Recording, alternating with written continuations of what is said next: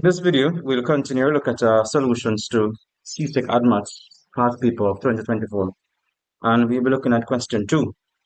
Now, question 2 part A says, write the expression log of x to base 3 plus 2 minus log of y to base 3 as a single term. So what we're required to do is write this expression 2 times the log of x to base 3 plus 2 minus the log of y to base 3 as a single term. Now, firstly, let's just put the two log terms together first, right? So we're going to write this as 2 log of x to base 3 minus log of y to base 3, and of course, you keep the 2 to the right. Now, we can apply our laws of logarithm. We have certain laws of logarithm. One of which is that if, for instance, we have log of, say, b to the x, then this, of course, is equivalent to x log b. And, of course, this would be log to the base 10 since there's no base indicated. So from that law of logarithm, when you take the log of a number or an expression to a certain power, you can bring the power down and multiply by it. And, of course, we need to apply this rule. Also, you need to remember that, for instance, whenever you have the difference between two logs, for instance, you have log a minus log b, then this, of course, is equal to the log of a over b. All right? And, of course, we'll be using those rules. So let's continue. So applying those rules, well, the first one, then this becomes log to base 3 of x squared. And this becomes minus log to base 3 of y.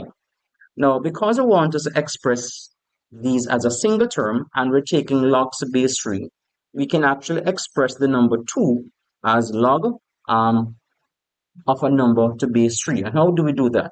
What do we say? We know this. We know that 2 cubed is equal to 8. And so basically, when you raise 2 to the power of 3, then that gives you 8. Now, what this also means is that the log of 8 to base 3 is equal to, sorry, I made a mistake there. This is not should be base 3, but sorry, that should be, let me change that. So this should not be 2 cubed is equal to 8, but rather 3 squared is equal to 9, right?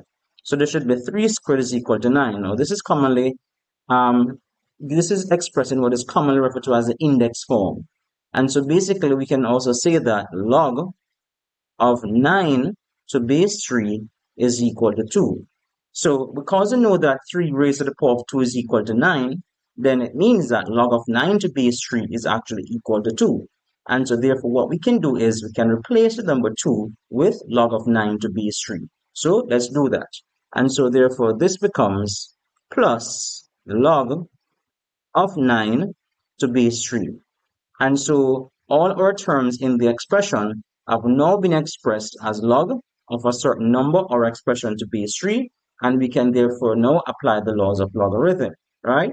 So the first one basically gives us that this is going to be log to base 3 of x squared over y, right? And then we have plus the log of 9 to base 3. So in the first case, because we were subtracting the first two logs, we of course apply the rule and said, for instance, log a minus log b equals log of a over b. In this particular case, now we're adding logs and therefore going to become the log of the product. And so therefore this becomes the log to base 3 of x squared over y times 9, which of course gives us log to base 3 of 9 x squared over y. And that right there is the final answer where we're taking the given expression and we express it as a single term. All right? So that was part A of the question. Now, let's move on to part B. Now, part B says, by using logs, express the relationship V equals 7 times 5 to the power of t in linear form. Right? So we'll do that. So once again, by using logs, express the relationship V equals 7 times 5 to the power of t in linear form. So let's begin by looking at this one. So this is what we're given. We're given that v is equal to 7 times 5 to the power of t. And of course, we're going to take logs of both sides. Now, in this type of equation, of course, we can take logs to base 10, or we can also take log to base e, which of course is the natural logs. So let's first of all, let's take logs to base 10. So we're going to say that taking logs of both sides,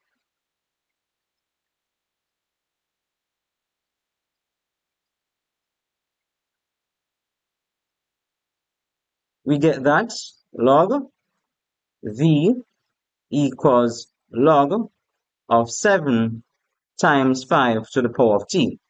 Now, in the previous part of the question, we were able to take the sum of two logs and express it as a log of a product.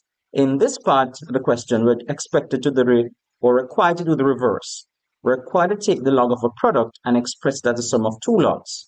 And so therefore we can say that log v is equal to log 7 plus log of 5 to the power of t.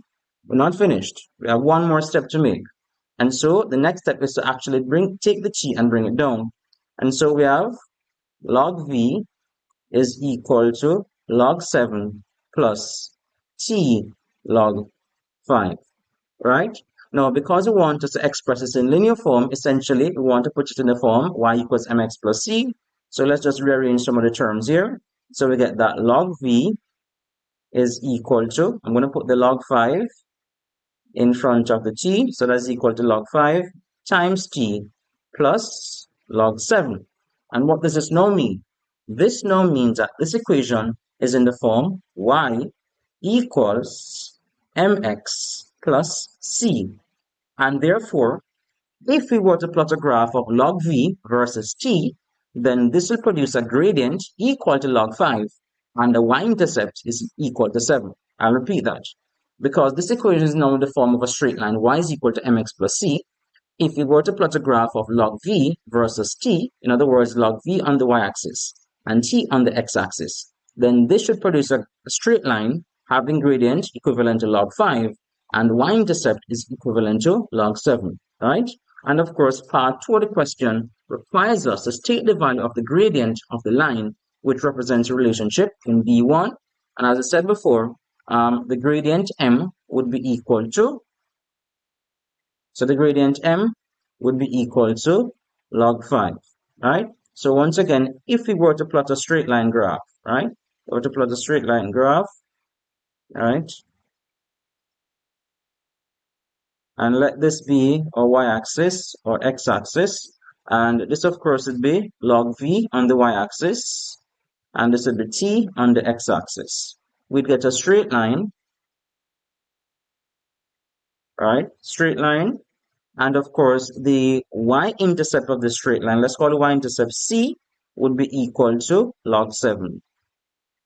And the gradient of the straight line m would be equal to log 5. And that would be the significance of this equation, which was obtained from the straight line equation obtained from another form. All right. So that is part 2 of the question. We'll move on to part C. Now, part C says that we're supposed to rationalize the denominator of the expression 1 plus root 2 over 3 minus root 2. Now, what does it mean to rationalize something? To rationalize basically means to make rational. And in this particular case, we have the expression 1 plus root 2 over 3 minus root 2. Now we know that numbers like root 2 are irrational. And so therefore, if they're included in, say, the denominator or even the numerator of a fraction, the denominator or the numerator is actually an irrational number. And therefore, when you're told to rationalize it, it basically means to express it in the form of a rational number. All right? Now, how do we go about rationalizing the denominator of such an expression? We have to multiply both numerator and denominator by what is called the conjugate of the denominator. Now, the denominator is 3 minus root 2. The conjugate of 3 minus root 2 is, of course, 3 plus root 2. So essentially the same expression, but with a change in sign between the rational number 3 and of course the irrational number root 2. So the conjugate of 3 minus root 2 is 3 plus root 2. Now if we multiply only the denominator by 3 plus root 2, the entire expression will change.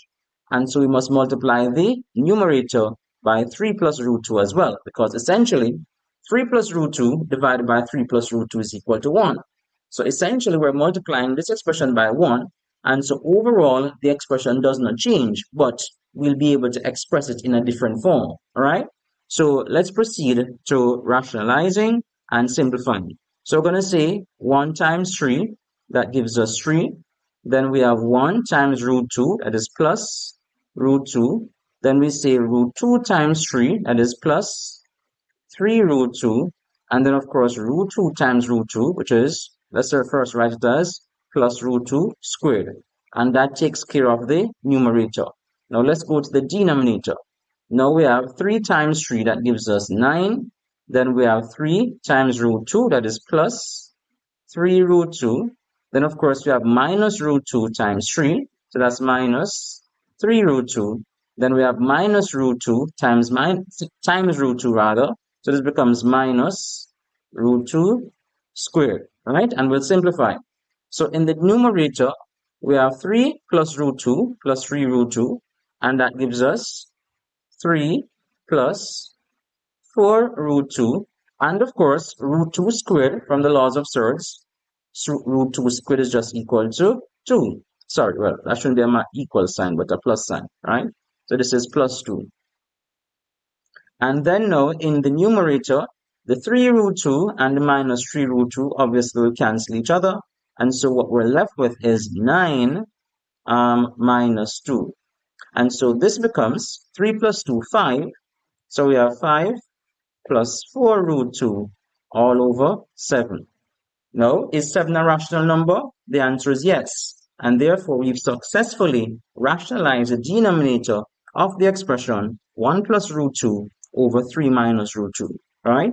So there's no need to take that any further, but we could leave it exactly as it is because we've fulfilled the objective of rationalizing the denominator, all right? Good. Now, let's look at the next part of the question. Now, the next part of the question says, this has to do with series. As you can see, the sigma notation is being used. So this part of the question says, evaluate, and this expression we have sigma from I equals 0 to 4 of the expression of the form 5 to the power of I minus 2. So let's write that down. So what we have is this, sigma from I equals 0 to 4 of the expression of the form 5 to the I minus 2. So basically what this is saying is that we're going to be adding all the terms of the form 5 to the I minus 2, where I takes integral values from 0 to 4 inclusive. So we can actually take turns and write out a few of the terms. I mean, we could probably actually write out all of them since it's only 5 terms. So let's do that. So when I is equal to 0, then this becomes 5 to the power of minus 2.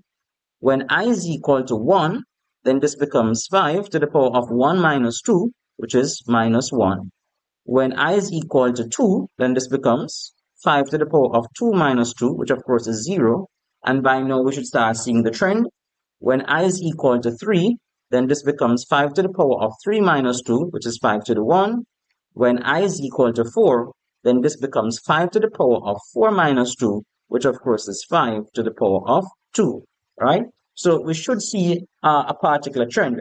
We should see that, well, the first term is 5 to the minus 2, and subsequent terms, the power of 5 increases by 1.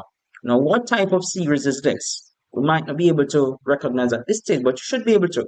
This is actually a geometric series, but let me just express these in terms of fractions first, and then you'll be able to see that. So this is the same thing as 1 over 5 squared. Then we have plus 1 over 5 to the power of 1. Same thing I know, plus we have plus 1 over 5 to the power of 0, just to write it like that. Then we have, all right, so it's, 5 to the power of 1, right. And then this, of course, is 5 to the 1 plus 5 squared. So this part wasn't absolutely necessary, but it probably allows us to see that these terms are in geometric progression, right? So this series right here is a geometric series because if you notice, each term is obtained by multiplying the previous term by 5 to the 1, right? So let me repeat that. Each term is obtained by multiplying the previous term by 5 to the 1, right? And so basically, then what it means is that this is a geometric progression with the first term a equals to 1 over 5 squared, and the common ratio r is equal to 5, right? So what does this tell us? It tells us that this series does not. Oh, sorry, they didn't ask us for that. This is the next part of the question. What is it? What do they want us to do? They actually want us to find evaluated. So yes. So actually we can go ahead and find the sum of the series. Now, because we already expressed the entire series in terms of the number of terms, the 5 terms, you could actually go to a calculator and just add them up, right? So basically we'd get 1 over 25, 1 over 25, then we have plus 1 over 5, right? Then of course we have 1, 5 to the 0, that's 1. So that's plus 1. And then we have 5 plus 25. And that gives us 781 over 25.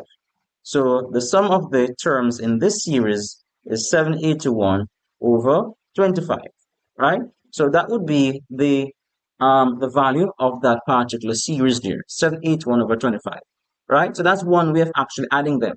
Now, because we're able to write out all the terms, as I said before, we simply could have gone to a calculator and added them. But also, since we're able to recognize that this, of course, is a geometric series, where the first term a is equal to 1 over 5 squared, or 1 over 25, and r is equal to 5, we could also have used the formula for the sum to n terms of a GP, which would be a times r to the n minus 1 over r minus 1. So if we were to use this particular formula, we should get the same results. Now, let's go ahead and do that. So the first term, as I mentioned, is 1 over 25. And the common ratio would be equal to 5. And how many terms are there? We have 5 terms, because we go from I equals 0 to 4. And so n is equal to 4, right? So n is equal to 4, a is equal to 1 over 25, and of course r is equal to 5. So therefore we could use our formula and now say that S5 is equal to 1 over 25 times, what's that now? 5 to the power of 5 minus 1 all over 5 minus 1. And so this gives us 1 over 25 times, let's see, 5 to the power of 5, 5 to the power of 5. That gives us 3,125 minus 1, it is 3,124. So times 3,124, and this is all over 4. Now if we go to our calculator, 3124 divided by 4, that gives us 781. So this gives us 781 over 25, which of course is the same result we get in the first part when we simply added the terms together. All right. So here we use 2 slightly different approaches, which of course approximated or yielded the same result. All right. So that is that part of that question there. Now let's go on to the next part of the question. All right. So the next part of this question says, determine whether the following sequence is divergent or convergent. Right? So what we're going to do is we first are going to write out the terms of this sequence, try to see a trend, try to identify what type of sequence it is. And having done that, we will then determine if it's going to be convergent or if it's going to be divergent. Right? Let's do that.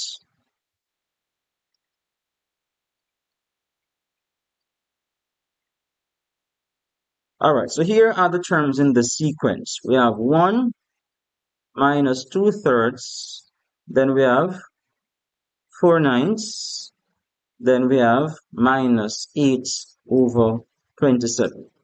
So the first term, let's call the first term A, or we can say the first term T1. So T1 is equal to 1. The second term T2 is equal to minus 2/3. The third term T3 is equal to 4 over 9.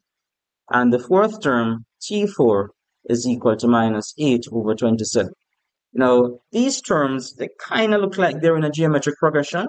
Well, let's just verify. How do we test if a sequence is, or the terms of a sequence are in geometric progression? A geometric progression or geometric sequence is one in which the ratio of consecutive terms is constant. Let me repeat that. A geometric progression or a geometric sequence is one in which the ratio of consecutive terms is constant. So what exactly does this mean? If these terms are in geometric progression, then we should get that T2 over T1 should be equal to T3 over T2, and that should also be equal to T4 over T3. Now, let's go ahead and check if this is really the case. Let's evaluate T2 over T1. So T2 over T1 will be equal to minus 2/3 divided by 1, which simply gives us minus 2/3. Now, let's go ahead and check T3 over T2. So T3 over T2, this would be equal to 4 over 9 divided by minus 2/3, which of course is equal to 4 over 9 times minus 3 over 2. And this does look like it gives us minus 2/3. So far, the ratio is consistent. And we can do the last one by looking at T4 over T3. Now, T4 is minus 8 over 27, and so we can say that T4 divided by T3 is equal to minus 8 over 27 divided by 4 over 9, which of course gives us minus 8 over 27 times 9 over 4. And once again, well, some cancellation can be done. 9 into itself goes 1, 9 into 27 goes 3, 4 into itself goes 1, 4 into negative 8 goes negative 2, and so we have negative 2 times 1, which gives us negative 2 over 3. So therefore, what this means is that the ratio of consecutive terms is a constant, and therefore means that these terms are in geometric progression. Now, having determined that the terms are in geometric progression, how do we determine if the sequence converges? Now, you have to remember that for geometric progression, we have something called the sum to infinity. The sum to infinity of a GP is given by the first term A over 1 minus R, where R is a common ratio. Now, for the sum to infinity to exist, we say that the absolute value of the common ratio R must be less than 1. In simpler terms, what this means is that R must lie between minus 1 and plus 1. So as long as the common ratio R of a geometric sequence lies between minus 1 and 1, what this means is that the sequence will actually converge and it actually have a sum to infinity. Now, what is the value of the common ratio for this particular sequence? It is equal to minus 2/3. Does minus 2/3 lie between minus 1 and 1?